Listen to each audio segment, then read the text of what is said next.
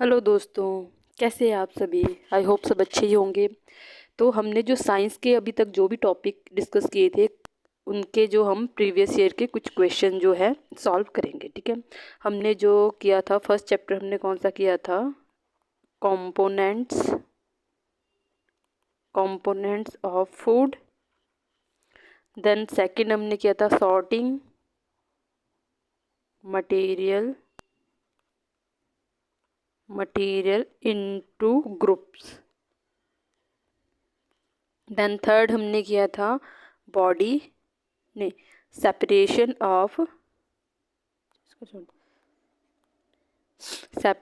Of substances. Fourth हमने किया था बॉडी मूवमेंट्स। इन पे बेस्ड जितने भी इंपॉर्टेंट क्वेश्चन बन सकते हैं उनको हम अभी डिस्कस करते हैं। तो चलते हैं क्वेश्चन की ओर। फर्स्ट क्वेश्चन है, which one of the following food items does not provide dietary fibre. निम्न में से कौन सा खाद्य पदार्थ आहार रेशा प्रदान नहीं करता है। अब जब भी हमने जो कंपोनेंट्स फूड हम डिस्कस किए हैं डिटेल में, तो वहाँ पे आपको हर एक चीज़ डिस्कस की हुई है। तो यहाँ पे मैं डायरेक्ट आपको आंसर ही बताऊंगी।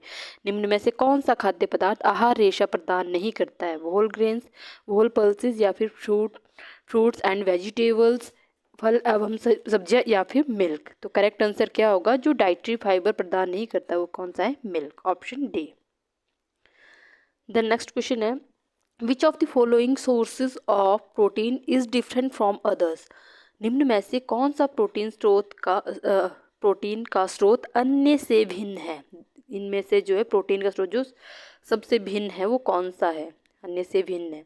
तो क्वेश्चन नंबर 2 में देख लो, पीस मटर, ग्राम चना, सोयाबीन है, ठीक है, कॉटेज चीज़, पनीर यानी पनीर। तो देखो मटर भी क्या है प्रोटीन का स्रोत है, ये क्या है, सब्जी है, चना सोयाबीन। तो क्या बोलते हैं इसमें जो सबसे अलग है कौन सा है, कॉटेज यानी cheese paneer, option D. Next question है, which of the following is not present in milk. निम्न में से कौन सा पोषक तत्व दूध में उपस्थित नहीं है, दूध में जो प्रेजेंट नहीं होता इनमें से। तो ऑप्शन है protein, option B vitamin, option C calcium, then option D है विटामिन डी। तो इनमें से कौन सा पोषक तत्व दूध में नहीं पाया जाता है। करेक्ट आंसर क्या होगा इसका, बी विटामिन सी। ठीक है, विटामिन सी जो है दूध में उपलब्ध नहीं होता। ठीक है, दूध में जो देखो प्रोटीन भी होता है, कैल्शियम भी दूध से मिलता है, विटामिन डी भी उसमें मिलता है हमें। ठीक है, नेक्स्ट क्वेश्चन है question number 4, read the following food items. निम्न फूड आइटम्स को जो है रीड करो। निम्न खाद्य पदार्थ क्या क्या है, वीट दिया गया, गेहूँ, घी, आयोडाइज साल्ट, आयोडीन युक्त नमक जो होता है जिसमें जो आयोडीन पाया जाता है नमक में, स्पिनच यानी पालक जो होता है। तो ये बोल रहा है कि which of the above are energy giving foods. इनमें से जो एनर्जी गिविंग फूड्स कौन सा है, क्या गेहूँ, घी, आयोडाइज साल्ट या फिर स्पिनच यानी पालक। इनमें से कौन सा ऊर्जा प्रदान करने वाला खाद्य पदार्थ है। तो 1 एंड 4 दिया हुआ, 2 एंड 4 या फिर 1 एंड 2 या फिर 3 एंड 4। तो करेक्ट आंसर क्या होगा इसका, देखो इसके ऑप्शन में यहीं पे लिख देती हूँ। ठीक है, चलो ऐसे ही देख लो। यहाँ पे देखो कौन सा इनमें से, आप खुद बताओ कौन सा जो है क्या बोलते हैं इनमें से जो है एनर्जी प्रदान करता है। तो एनर्जी प्रदान करने वाला देखो वीट से हमें एनर्जी मिलती है। देखो वीट में क्या होता है, कार्बोहाइड्रेट पाया जाता है। ठीक है, तो वीट एनर्जी प्रोवाइड करता है। ठीक है, देन घी में क्या होता है, फैट, ये भी क्या करता है, एनर्जी। इसमें जो कार्बोहाइड्रेट पाया जाता है, कार्बोहाइड्रेट। ठीक है, तो इसका करेक्ट आंसर आएगा ऑप्शन 1 एंड 2 जिसमें जो है इन्वॉल्व होगा। ठीक है, 1 एंड 2, 1 इसमें है, इसमें नहीं है, 1 है 2 है, इसमें 1 नहीं है, 1 है 2 भी है। तो option C is the correct answer. Next question है, read the following statement about disease. बीमारियों के बारे में निम्न दिए गए कथनों को पढ़िए। बीमारी से रिलेटेड है ये। They are caused by germs, जो बीमारियां हैं क्या वो जर्म से फैलती है, कीटाणु से होती है। They are cause due to lack of nutrients in our diet, वह हमारे आहार में पोषक तत्वों की कमी से होती है। नेक्स्ट है they can be pass to another person through contact, वह संपर्क से दूसरे व्यक्ति में फैल सकती है। नेक्स्ट है उन्हें संतुलित आहार लेने से रोका जा सकता है। They can be prevented by taking a balance diet, अगर आप बैलेंस डाइट लेते हो तो आप बीमारी को रोक सकते हो, या फिर वो बोला दूसरों के संपर्क में आने से बीमारी फैल सकती है, या हमारे आहार में पोषक तत्वों की कमी से बीमारी फैल सकती है, या फिर कीटाणुओं से जो है बीमारी फैलती है। तो इसमें से आपको करेक्ट जो है कौन सा कथन जो है इनमें से सही है, 1 एंड 2, 2 एंड 3, 2 एंड 4, या फिर 1 एंड 2। तो अगर बात करें डेफिशिएंसी डिजीज़ की, तो देखो न्यूट्रिएंट्स अगर लैक है, ठीक है, अगर आप कम मात्रा में न्यूट्रिएंट्स ले रही हो तब भी क्या होता है, हमारा शरीर कुपोषण का शिकार हो जाता है, होता है। तो जो अगर lack of due to lack of nutrients in our diet, तो हो इससे भी जो है बीमारी फैलने का जो है ये भी रोल रहता है। एंड और क्या होगा इसके साथ, प्रिवेंटेड बाय बैलेंस्ड डाइट, हमें जो है बैलेंस्ड डाइट लेनी बहुत ज़रूरी है। अगर हम जो बैलेंस डाइट लेते हैं तो कुपोषण होने लगता है, तो बीमारी डिजीज़ जो है फैलने लगती है। They can be prevented by taking a balanced diet, उन्हें जो है संतुलित आहार लेने से जो है क्या हो सकता है, रोका जा सकता है। तो सबसे बेस्ट डिस्क्राइब क्या करेगा डेफिशिएंसी डिजीज़ के लिए, इनमें से मैंने आपको बताया है सेकेंड एंड फोर्थ। तो सेकेंड एंड फोर्थ किस में है, सेकंड इसमें 1 है, ये नहीं होगा, सेकंड इसमें है, थर्ड फोर्थ नहीं है, सेकंड इसमें फोर्थ है, इसका भी option C is the correct answer. Next question number 6 है steps to test the presence of proteins in food, खाद्य पदार्थ में प्रोटीन की उपस्थिति जांचने के चरण। अब खाद्य पदार्थ में अगर प्रोटीन की उपस्थिति जांचना है तो उसके जो है चरण क्या होता है, take a small quantity of the food item in a test tube and 10 drops of water and shake it, क्या परीक्षण नली में खाद्य पदार्थ की थोड़ी मात्रा लेकर उसमें 10 बूंद पानी मिलाए और हिलाएं, इससे आप प्रोटीन को माप सकते हो, जांच सकते हो। अब देखो परीक्षण नली में खाद्य पदार्थ की थोड़ी मात्रा लेकर उसमें 10 बूंद पानी मिलाए और हिलाएं, ऐसा हो सकता है। आगे भी देख लेते हैं, मेक अ पेस्ट और पाउडर ऑफ द फूड, खाद्य पदार्थ का पेस्ट या पाउडर बनाएं। नेक्स्ट क्वेश्चन है add 10 drops of caustic soda solution and shake it, 10 बूंद कॉस्टिक सोडा मिलाकर अच्छी तरह हिलाएं। देन फोर्थ है add 2 drops of copper sulphate solution, 2 बूंद तांबे के सल्फेट का विलयन मिलाएं। तो इसका करेक्ट आंसर क्या होगा, देखो करेक्ट सीक्वेंस क्या है इसमें, 1 2 3 4, मतलब सीक्वेंस बताना है, इसका स्टेप बताने हैं, करेक्ट सीक्वेंस। तो करंट सीक्वेंस क्या होगा इसमें अगर देखा जाए तो सबसे पहले हमें क्या करना होगा, तो सबसे पहले इनमें से देखो ऑप्शन देख लो, सबसे पहले जो मेक अ पेस्ट और पाउडर ऑफ द फूड, सबसे पहले आपको खाद्य पदार्थ का पेस्ट या पाउडर बनाना होगा। तो फर्स्ट स्टेप तो ये हो गया, फर्स्ट पे ये आ गया। फिर देन जो है सेकंड क्या करेंगे हम, सेकंड हम करेंगे जो है परीक्षण नली में खाद्य पदार्थ की मात्रा लेकर उसमें 10 बूंद पानी मिलाए, फिर परीक्षण नली लेनी उसमें 10 बूंद पानी मिलानी, सेकंड स्टेप ये हो गया, ठीक है। देन इसके बाद हम क्या करेंगे, उसके बाद जो 2 बूंद तांबे के सल्फेट का विलयन मिलाना है, थर्ड स्टेप ये हो गया। देन जो है लास्ट में क्या करेंगे, ऐड 10 बूंद कॉस्टिक सोडा मिलाकर अच्छी तरह हिलाए, फोर्थ स्टेप ये हो गया। तो सबसे पहले आएगा हमारा 2, फिर आएगा हमारा 1, फिर आएगा 4, फिर आएगा 3, 2 1 4 3। तो correct answer is the option B. Next question है an iron nail is kept in each of the following liquids, in which case would it loss its shine and appear dull. इसमें बात की जा रही है कि जो एक लोहे की कील को निम्नलिखित द्रव्यों में रखा जाता है, किस में रखने पर उसकी चमक चली जाएगी और वह फीकी दिखाई देगी। जो एक लोहे की कील है तो उसको किस द्रव में रखा जाए जो उसको उसमें रखने के बाद जो उसकी जो चमक होती है, जो उसकी क्या बोलते हैं शाइन थी, वो चली जाएगी और फीकी दिखाई देगी। तो क्या मस्टर्ड ऑयल में रखने से, या सॉफ्ट ड्रिंक में रखने से, या फिर कोकोनट ऑयल में रखने से, या फिर केरोसिन में रखने से। तो क्या आएगा क्वेश्चन नंबर 7 का आंसर, सॉफ्ट ड्रिंक। अगर आप सॉफ्ट ड्रिंक में उसको रखते हो तो क्या होगा, उससे क्या होगा, उसकी जो चमक है वो चली जाएगी, ठीक है। तो करेक्ट आंसर क्या होगा इसका, ऑप्शन बी सॉफ्ट ड्रिंक, ठीक है। Next question, pick one material from the following which is completely soluble in water. अब इनमें से आपको जो है निम्नलिखित में से वे पदार्थ चुनना है जो पानी में पूरी तरह घुलनशील है, जो पानी में पूरी तरह घुल जाता। हमने किया थे soluble in water, insoluble in water, ठीक है। तो चॉक पाउडर, क्या चॉक पाउडर पूरी तरह से पानी में घुलनशील है? या फिर टी लीव्स, चाय की पत्तियां पानी में पूरी तरह घुल जाती है? या फिर ग्लूकोज पानी में पूरी तरह घुल जाता है? या फिर सॉ डस्ट, बुरादा जो है पूरी तरह पानी में घुल जाता है? तो इसमें से कौन सा जो पूरी तरह घुल जाएगा? ऑप्शन सी, ग्लूकोज जो है पानी में पूरी तरह से घुल जाता है। देखो चाय पत्ती पूरी तरह से नहीं घुलेगी, चॉक पाउडर जो है वो भी जो है नीचे नीचे जो जम के जो है प्रेसिपिटेट बना देते हैं, ठीक है। जब उसको छानोगे तो प्रेसिपिटेट अलग हो जाएंगे। सॉ डस्ट जो है वो भी उसी में जो है दिखाई देने लग जाएगी। तो इसमें जो ग्लूकोज है पूरी तरह soluble in water, option C. Then question number 9 है, आपको नीचे दिए हुए पदार्थ दिए गए, इनमें से कौन सा पारदर्शी है? अब पारदर्शी यानी ट्रांसपेरेंट कौन सा है? ट्रांसपेरेंट होता है जिससे हम जो है आमने सामने जो है बिल्कुल साफ क्लियर देख सकते हैं। मैग्नीफाइंग ग्लास, या फिर मिरर, या फिर स्टेनलेस स्टील प्लेट, या फिर ग्लास टम्बलर। देखो कांच का गिलास, उससे आप आर पार देख सकते हो, या फिर स्टील की प्लेट, जो स्टील की प्लेट होती है, स्टील की प्लेट से आर पार नहीं देख सकते हम, स्टील प्लेट से नहीं देख सकते, वो जो है पारदर्शी नहीं होता। मिरर, दर्पण, दर्पण से देखो आप एक साइड देख सकते हो, दोनों साइड नहीं देख सकते हो। देन मैग्नीफाइंग ग्लास, जो आवर्धक कांच होता है, मैग्नीफाइंग ग्लास है, उससे भी आप जो आर पार देख सकते हो, कांच के ग्लास से भी आर पार देख सकते हो। तो 1 एंड 4 यानी ऑप्शन ए, नहीं 1 एंड 4 आएगा इसका, सॉरी इसमें 4 नहीं दिया है तो ये भी नहीं होगा। 1 and 4, 1 and 3, 1 and 4, option C आएगा इसका, ठीक है।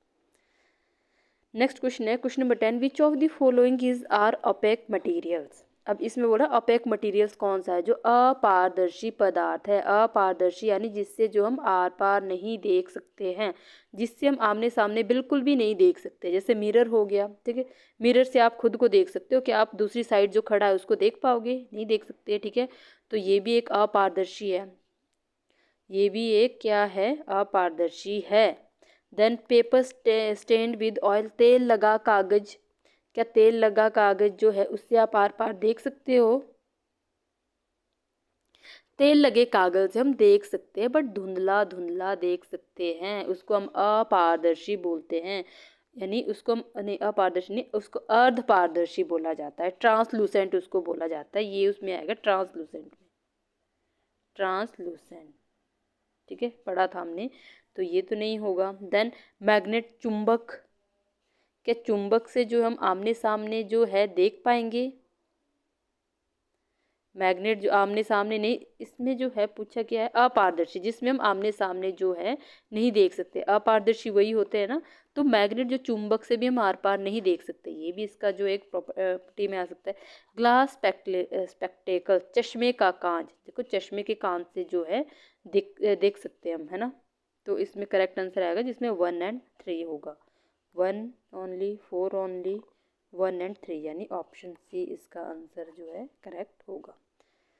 देन क्वेश्चन नंबर 11 है, teacher asked for a translucent material which one should be given. शिक्षक ने एक अर्ध पारदर्शी ट्रांसलूसेंट पदार्थ मांगा, कौन सा दिया जाएगा? अब देखो अर्ध पारदर्शी मैंने आपको बता दिया जिससे हम आमने सामने देख सकते हैं बट धुंधला धुंधला देख सकते हैं। ओपेक होता है जिससे हम बिल्कुल भी आर पार नहीं देख सकते, और जो है ट्रांसपेरेंट होता है जिससे हम बिल्कुल क्लियर जो आमने सामने देख सकते हैं। अब इनमें देखो अर्ध पारदर्शी क्या होगा? ग्लास टम्बलर, कांच का गिलास, या फिर मिरर, दर्पण। अब देखो दर्पण से, दर्पण तो आएगा ओपेक का एग्जाम्पल, ठीक है। या फिर मसलिन क्लॉथ, मलमल का जो कपड़ा है उससे जो आर पार देख सकते हैं या फिर एल्यूमिनियम फॉयल, एल्यूमिनियम फॉयल से आप आर पार देख सकते हो। तो इसका करेक्ट आंसर क्या आएगा क्वेश्चन नंबर 11 का? मसलिन क्लॉथ, ठीक है। जो मलमल का कपड़ा होता है उससे जो हम थोड़ा थोड़ा जो आप आर पार देख सकते हैं, कि बिल्कुल क्लियर नहीं दिखेगा पर दिखेगा जरूर थोड़ा बहुत, ठीक है। तो मसलिन क्लॉथ ही आएगा। नेक्स्ट क्वेश्चन है question number 12, which pair would float in water. निम्नलिखित में से कौन सी जोड़ी पानी में तैरेगी? अब पानी में तैरने वाले भी आपको बताए थे और जो पानी में नहीं वो भी बताए थे, ठीक है। तो पानी में तैरने वाले कॉटन थ्रेड, कपास धागा, या फिर थर्मोकोल। थर्मोकोल पानी में तैर सकता है क्या? निम्नलिखित में कौन सी जोड़ी पानी में तैरेगी? कॉटन कपास का जो धागा होता है वो धागा जो पानी में तैर सकता है, या फिर थर्मोकोल, या फिर जो है फेदर, प्लास्टिक बॉल। देखो प्लास्टिक बॉल मैंने आपको बताया, जो प्लास्टिक की जो बॉटल बॉल प्लास्टिक की चीज़ होती है वो पानी में तैरती है, ठीक है, प्लास्टिक के अंदर। पिन, ऑयल ड्रॉप, देखो पिन कैसी होगी, वो उसमें डूब जाएगी, ठीक है, क्या करेगी, डूब जाएगी। देन रबर बैंड या फिर कॉइन, कॉइन भी मैंने बोला था कि उसमें डूब जाएगा, ये भी डूब जाएगा। जो आपका थर्मोकॉल होगा वो कैसे रहेगा, थर्मोकॉल और कॉटन थ्रेड भी क्या होगा, ये भी नहीं तैरेगा। तो इसका करेक्ट आंसर रहेगा option B, feather plastic ball, feather and पंख और plastic ball. Then question number 13 है, ठीक है, बी ही आएगा इसका, ठीक है। Which materials are commonly use to make a safety pin, safety pin बनाने के लिए सामान्यतः क्या उपयोग किया जाता है। जो हम सेफ्टी पिन का निर्माण करते हैं उसमें सामान्यतः किस चीज़ का यूज़ किया जाता है, वुड एंड ग्लास, लकड़ी और कांच, या फिर plastic and glass, plastic and glass, plastic और कांच का उपयोग है। देखो अगर आप एक पिन बना रहे हो तो उसमें कांच का उपयोग नहीं किया जाता, ठीक है, तो कांच तो यहाँ भी है, तो ये तो दोनों ऑप्शन नहीं आ सकते। लेदर एंड प्लास्टिक, चमड़ा और प्लास्टिक का यूज़ करते हैं, या फिर स्टील एंड प्लास्टिक, स्टील और प्लास्टिक। देखो उसमें जो है प्लास्टिक का यूज़ होता है, बट लेदर का, चमड़े का यूज़ पिन बनाने के लिए नहीं किया जाता, तो ये भी नहीं आएगा। तो answer is the D, steel and plastic, ठीक है, तो इसका आएगा ऑप्शन डी 13 का। नेक्स्ट क्वेश्चन है 14, विच मटीरियल इज नॉट लुस्ट्रस, इनमें से कौन सा पदार्थ चमकीला नहीं है। लस्ट्रस होता है जो चमकीला नहीं होता, जो शाइनेस, जो जिसमें चमक नहीं होती, शाइन नहीं होती। गोल्ड चमकता है, सिल्वर भी चमकता है, वुड नहीं चमकता, डायमंड भी चमकता है। तो करेक्ट आंसर आएगा ऑप्शन सी, ठीक है। इसने पूछा था कौन सा इनमें से जो है नहीं चमकेगा, तो आएगा ऑप्शन सी, तो 14 का जो है ऑप्शन सी। नेक्स्ट क्वेश्चन है question number 15, which of the following statement is not true, जिनमें से कौन सा कथन सही नहीं है। Materials are grouped for convenience, क्या जो है सामग्री को सुविधा के लिए समूहित किया जाता है। तो सामग्री को अगर हम सुविधा के लिए समूहित कर सकते हैं, ग्रुप्ड कर सकते हैं, ठीक है। Then materials are grouped to study their properties, गुणों के अध्ययन के लिए समूहित किया जा सकता है। देखो वो था ही, चैप्टर का नाम ही क्या है, sorting materials into groups. Materials को जो है वस्तुओं को समूह में जो है, समूह में वस्तु के समूह बनाना, तो हम अपनी सुविधा के अनुसार वस्तुओं के समूह बना सकते हैं। Materials are group to study, देखो गुणों के अध्ययन के लिए भी समूहित किया जा सकता है। Option C, materials are grouped for fun, क्या सामग्री को मजे के लिए समूहित किया जाता है, ऐसा तो नहीं हो सकता। Materials are grouped according to their use, उपयोग के अनुसार हम समूहित करते हैं, ठीक है, जितना यूज़ है उसके अनुसार हम उसको जो है क्या करते हैं, ग्रुपिंग करेंगे, या फिर उसको जो है गुण उसके अध्ययन के लिए जो है उसके जो गुण हैं उसके लिए समूहित करेंगे। तो इसका ऑप्शन जो है देखो मजे के लिए नहीं करेंगे, तो option C is the correct answer. Next question है, find the odd one out, असंगत का हमें चुनाव करना है। तो असंगत का चुनाव क्या होगा इसमें, तवा, स्पेड, फावड़ा, या फिर प्रेशर कुकर, या फिर इरेजर। तो इनमें से जो है सबसे अलग है, देखो तवा भी क्या बनाता है, ये भी जो है काम करने में उपयोग किया जाता है। ये देखो तवा क्या करते हैं, इस पर हम रोटी बनाते हैं। स्पेड जो होता है, फावड़ा भी यूज़ किया जाता है। प्रेशर कुकर भी खाने बनाने में यूज़ किया जाता है। यूज़ नहीं किया जाता तो इरेजर उसमें यूज़ नहीं किया जाता, तो option D is the correct answer. Question number 17 है, which type of material is use for the front glass of a car, car के आगे के कांच विंड स्क्रीन के लिए किस प्रकार की सामग्री उपयोग होती है। जो कार के जो आगे कांच होता है, विंड स्क्रीन जो होती है, तो उसमें किस सामग्री का यूज़ किया जाता है, ट्रांसपेरेंट, ट्रांसलूटेंट, अपेक, या फिर ऑल दी अबव। किसका यूज़ किया जाता है, ट्रांसपेरेंट। जो कार के आगे का कांच होता है उसमें ट्रांसपेरेंट होता है, उससे हम आमने सामने जो है, सामने हम देख सकते हैं कि कौन आ रहा है जा रहा है, सब वहाँ से जो है जो कार के फ्रंट में जो शीशा होता है लगा हुआ, विंड स्क्रीन होती है, वो कैसी होती है, ट्रांसपेरेंट, ठीक है, पारदर्शी होती है। नेक्स्ट क्वेश्चन है क्वेश्चन नंबर 18, पहेली बोट सम वेजिटेबल्स, पहेली जो है कुछ सब्जियां खरीदती हैं, ठीक है। Which method of separation is most appropriate to separate mixed. अब देखो पहेली ने क्या किया, कुछ सब्जियां जो है उसने खरीदी, ठीक है। पहेली ने कुछ सब्जियां खरीदी तो इनमें से ये बोला सब्जियों को अलग करने के लिए कौन सी विधि सबसे उपयुक्त है। अब आपको बताया था हमने जब हम सब्जियों को जो अलग करते हैं उससे बहुत, अब देखो सब्जियां आप हाथ से अलग अलग करोगे ना उसको, ऐसा तो नहीं है कि आप किसी उपकरण का उसमें यूज़ करो, तो सब्जियों को आप हैंड पिकिंग उसको बोला जाता है, ठीक है। हैंड पिकिंग हमने किया था। विनोविंग, विनोविंग तो क्या था कि जिसमें जो है जब हमें जो है जो भारी वस्तु होती है वो नीचे रह जाए और जो हल्की वस्तु होती है वो उसमें से उड़ के चली जाती है, ठीक है। विनोविंग। सीविंग, छानना, छानना भी नहीं होगा। थ्रेशिंग, मड़ाई, या फिर हैंड पिकिंग, तो इसका करेक्ट आंसर आएगा हैंड पिकिंग। अगर आप सब्जियों को जो है अलग कर रहे हो तो वो होगा हैंड पिकिंग। क्वेश्चन नंबर 19 है, which method is suitable to remove fat from curd to make lassi. Lassi के लिए दही से वसा कम कम करने हेतु कौन सी विधि उपयुक्त है। जब अब लस्सी के लिए जो है दही से जो है वसा कम करने हेतु कौन सी विधि उपयुक्त है, यानी which method is suitable to remove fat from curd to make lassi. अब देखो फैट कर्ड से जो आपको जो है क्या करना है, जो लस्सी जो हम बनाते हैं तो हम क्या करते हैं दही से जो वसा को कम करने हेतु जो है विधि अपनाते हैं, तो क्या करते हैं उसमें, क्या हम छनाई करते हैं या फिर डिकेंटेशन करते हैं या फिर चर्निंग करते हैं या फिर विनोविंग करते हैं, क्या करेंगे इसमें। जब जो है आप जो लस्सी बनाते हो ना दही की तो कौन सा मेथड यूज़ करते हैं, चर्निंग, मथना, मथना उसको बोलते हैं, ठीक है। दूध से जब लस्सी अलग होती है ना दही से तो उसमें से जो है फैट अलग हो जाएगा। क्वेश्चन नंबर 10 है, 20 which mixture can be separated by filtration. किस मिश्रण को छनाई से अलग किया जा सकता है। छनाई का मतलब होता है फिल्ट्रेशन। अब फिल्ट्रेशन मेथड देखो, ऑयल इन वाटर, क्या पानी में जो तेल होता है पानी से आप तेल को जो है क्या आप छनाई से अलग कर सकते हो कि छान के आप अलग कर पाओ, नहीं कर सकते है ना। मतलब ये बोला किस मिश्रण को छनाई से अलग किया जा सकता है कि फिल्ट्रेशन से जो अलग कर सकते हो आप। कॉर्नफ्लेक्स इन मिल्क, दूध में कॉर्नफ्लेक्स जो होते हैं उनको अगर छान के आप अलग कर सकते हो, जैसे मतलब आपने दूध में कॉर्नफ्लेक्स डाल दिए तो उसको आप जो छलनी से छान रहे हो तो अलग कर सकते हैं, कर सकते हैं। कॉर्नफ्लेक्स से जो है मिल्क से जो कॉर्नफ्लेक्स को अलग कर सकते हैं, बट छान के जो है ऑयल से जो हम ऑयल इन वाटर, पानी में जो है तेल जो मिला हो तो उसको हम छान के अलग नहीं कर सकते। सॉल्ट इन वाटर, पानी में अगर नमक डाला तो क्या उसको अलग कर पाओगे, पानी में से नमक को जो है अलग कर सकते हैं, नहीं कर सकते है ना। शुगर इनमें, दूध में शक्कर, शक्कर भी घुल जाती है, सॉल्ट भी पानी में घुल जाता है, तो करेक्ट आंसर आएगा कॉर्नफ्लेक्स इन मिल्क, ठीक है। तो इसका करेक्ट आंसर क्या आएगा क्वेश्चन नंबर 20 का ऑप्शन बी। अब देखते हैं question number 21, which method is appropriate to separate grains from stalk. डंठलों से दाने अलग करने की उपयुक्त विधि कौन सी है। ये भी हमने पढ़ा है बिल्कुल डिटेल में। डंठलों से जो हम जो क्या बोलते हैं दाने, जैसे गेहूं के दाने जो डंठलों से अलग किया जाता है तो किस मेथड किस से हम अलग करते हैं उसको। हैंड पिकिंग, हाथ से चुन के तो नहीं कर सकते। विनोविंग, वरण से भी नहीं कर सकते। सीविंग, छलनी से नहीं कर सकते। थ्रेशिंग, मढ़ाई से, उसको हम थ्रेशिंग से जो है अलग कर सकते हैं।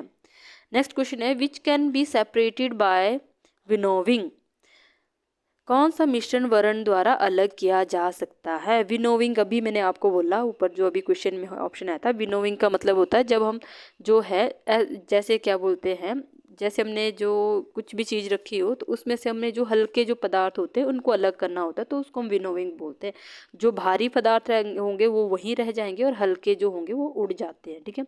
तो किडनी बीन्स एंड चिकपीस, जो राजमा और चना होगा, तो देखो राजमा के भी दाने कैसे होंगे, हैवी होंगे, चने के दाने भी हैवी होंगे, तो वो एक दूसरे से जो है उड़ के अलग तो नहीं हो सकते, ठीक है। देन पल्सेस एंड राइस, दाल और चावल, देखो दाल और चावल की भी दोनों कैसे होंगे, वेट कैसा होगा, हैवी होगा, तो इनको भी नहीं कर। राइस फ्लेक्स एंड कॉर्न, चिवड़ा और मक्का।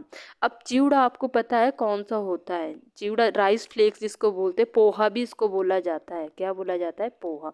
अब देखो अगर आपके पास मक्का है रखी हुई, मक्के के दाने रखे हुए, उसके ऊपर वो जो चिवड़ा यानी जो पोहा होता है उसको अगर आप विनोविंग मेथड से जो है जैसे उसमें हवा लगाओगे या फिर पंखे से हवा लगा लो या फिर नेचुरल हवा सुबह, तो वो उसमें से चिवड़ा उड़ सकता है मक्की के दानों में से, ठीक है। तो थर्ड तो होगा पटेटो वेफर्स एंड बिस्किट, जो आलू वेफर होते हैं, आलू वेफर मान लो जैसे आलू चिप्स भी होते हैं, ठीक है, और नीचे बिस्किट रखा, तो बिस्किट अगर रखे तो बिस्किट का वेट कैसे होगा, हैवियर वेट होगा, तो उसके ऊपर से जो पोटैटो वेफर्स उड़ सकते हैं। तो इसमें तो थर्ड भी आ रहा है। अच्छा ठीक है ठीक है, 1 एंड 2 तो नहीं होगा, 2 एंड 3 भी नहीं होगा, तो इसमें आना था आपका rice flakes and corn, 3 and 4 ये भी नहीं होगा, 3 एंड 4 है ऑप्शन डी।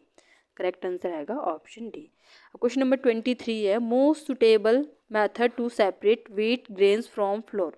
आटे में गेहूं के दाने अलग करने की विधि है। अब आटे में से आपको गेहूं के दाने अलग करने हैं, तो किस विधि से किए जाएंगे, अलग किस विधि से कर सकते हैं हम। अब आटा आटा अगर हम छानते हैं तो उसको छलनी से ही अलग करते हैं ना, जो उसमें दाने रह जाते हैं, कुछ आटा जो है कुछ दाने नहीं पीसे होते, तो उनको अलग कैसे किए जाते हैं, थ्रेसिंग से तो नहीं करते ना, सीविंग छलनी से। तो उसको जो हम छलनी से ही छान के करते हैं, सीविंग से ही जो है आटे से जो हम उसको गेहूं को अलग कर सकते हैं। तो option B is the correct answer. Next question है 24, which method separate ghee from residue.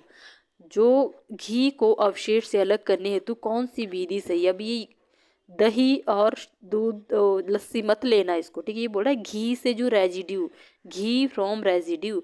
घी जो होता है ना, जब आप घी जो है हम जो है क्या बोलते हैं, जब मक्खन को जो हम गरम करके घी बनाते हैं, तो उसमें जो है नीचे नीचे रेजिड्यू जो निकलते हैं, उनको हम अलग कैसे करते हैं, उसको हम पहले क्या करते हैं, इवेपोरेशन के द्वारा हम उसको अलग कर सकते हैं, वाष्पीकरण जिसको बोलते हैं। तो रेजिड्यू जो है इवेपोरेशन से ही अलग हो सकते हैं। तो 1 तो इसका करेक्ट आंसर है।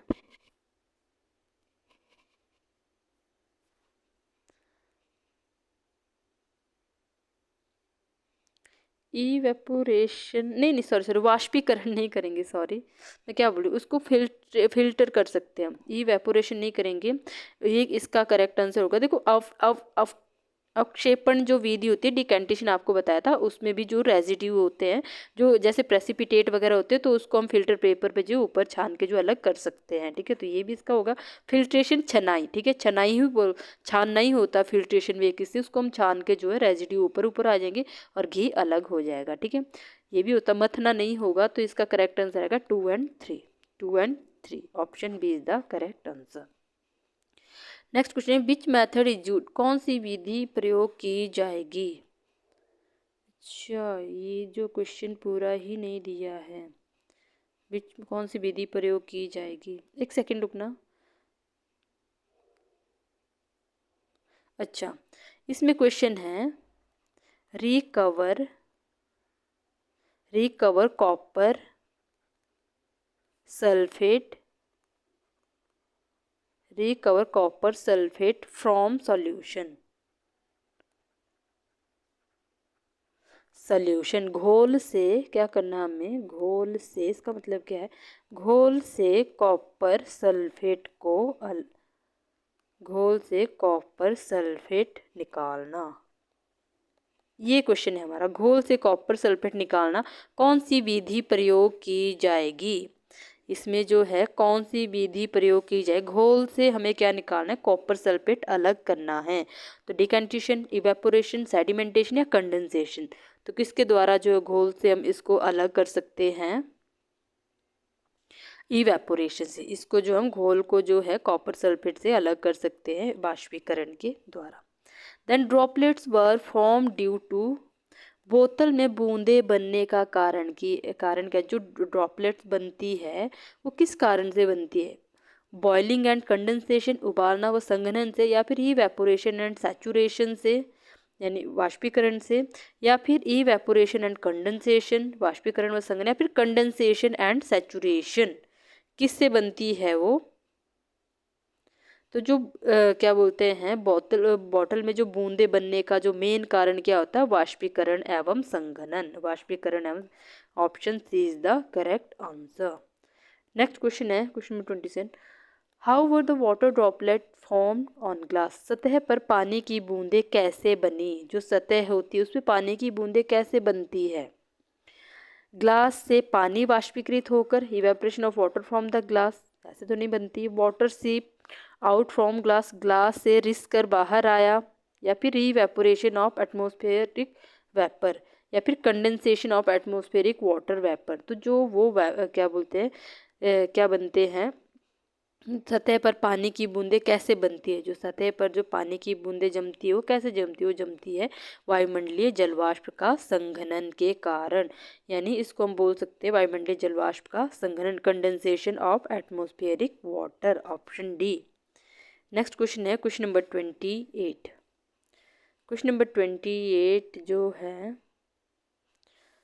क्वेश्चन दिया हमारे पास, which of the following parts of our body help us in movement? निम्नलिखित में से हमारे शरीर के कौन से भाग गति या फिर मूवमेंट में मदद करते हैं? देखो बॉडी मूवमेंट्स हमने पढ़ा है चैप्टर अच्छे, तो कौन से जो भाग हमें मूवमेंट करने में हेल्प करते हैं?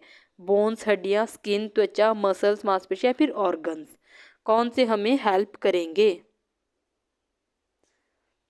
क्या आंसर होगा क्वेश्चन नंबर 28 का? हमें जो है मूवमेंट करने में कौन मदद करता है? बोन्स, क्या केवल हम हड्डियों की वजह से जो मूवमेंट कर पाते? देखो त्वचा का कोई रोल नहीं कि मूवमेंट करने के लिए त्वचा हमें हेल्प, या फिर मसल्स, मसल देखो मांसपेशियों का भी यूज होता है। ऑर्गन्स, अंग का यूज तो बोन्स प्लस मसल्स आप ले सकते हो उसमें, बोन्स प्लस मसल्स जो है हमें मूवमेंट करने में जो है हेल्प करती है। तो 1 और 3 अगर कहीं दिख रहा है, हाँ, option A is the correct answer. Next question है, which of the following joints is immovable? जो निम्नलिखित कौन सा संधि, कौन सा जॉइंट जो है अचल अचल है? अचल आपको बोला था मैंने, जॉइंट संधि जो होती है, अचल संधि जो होती है, यानी न हिलने वाला, जो हिलता नहीं है।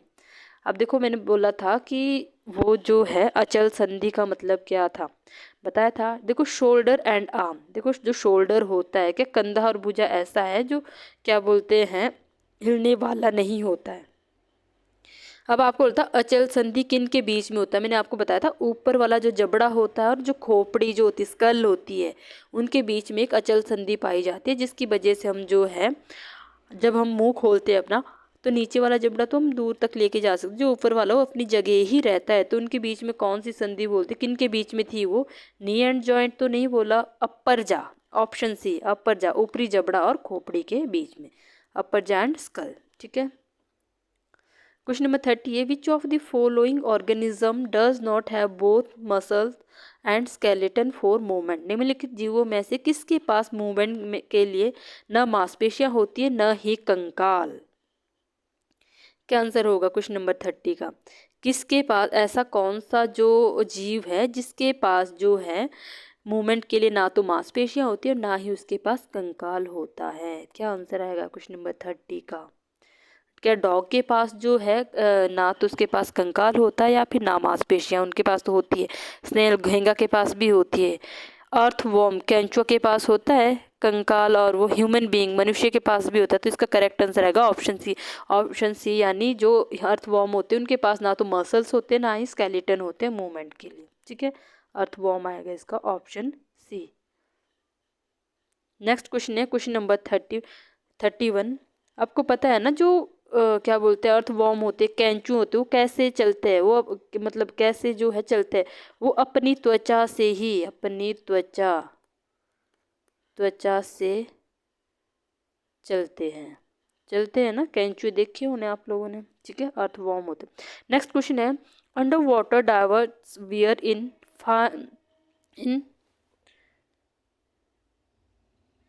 क्या कुछ नहीं, एक second. Under water divers wear in, ठीक है, wear fin like flippers on their feet to. पानी के अंदर गोताखोर अपने पैरों में पंख जैसी फ्लिपर्स पहनते हैं, ताकि जब पानी के अंदर जो गोताखोर जाएगा तो अपने पैरों में क्या पहनेगा? पंख जैसी फ्लिपर्स।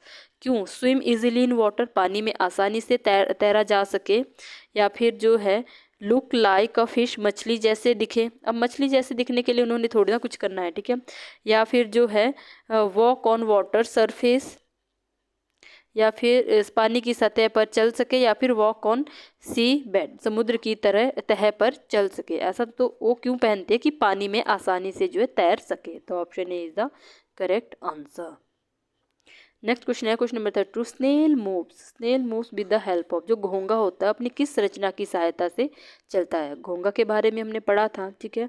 तो किस वजह से चलते हैं? शैल खोल, या फिर बोन हड्डी, या फिर मस्कुलर फुट पेशी पैर, या फिर होल बॉडी। याद होगा तो क्या आंसर आएगा इसमें? किससे चलते हैं वो? मस्कुलर फुट से, ठीक है। जो घोंगा होते हैं वो किससे चलते हैं? मस्कुलर फुट, पेशी पैर से। पेशी पैर घोंगा जो है अपने वो क्या करता है? अपना मस्कुलर फुट का यूज़ करके जो है चलता है। उसके बाद क्वेश्चन नंबर 33 है, हाउ मैनी मसल्स, ये लास्ट क्वेश्चन है I think, how many muscles work together to move a bone. एक हड्डी को हिलाने के लिए कितनी मांसपेशियां मिलकर काम करती है? एक हड्डी को हिलाने के लिए कितनी मांसपेशियां? 1 2 3 4। तो इसका करेक्ट आंसर आएगा ऑप्शन बी 2। दो मांसपेशियां मिलकर काम करती है, वन कॉन्ट्रैक्ट करेगी द एंड वन अदर क्या करेगी? रिलैक्स करती है, ठीक है। दो, one contracts the other relax, ठीक है। तो इसका आएगा ऑप्शन सी। तो आज की वीडियो यहीं पे, आज की क्लास को यहीं पे ओवर करते हैं। Thank you guys.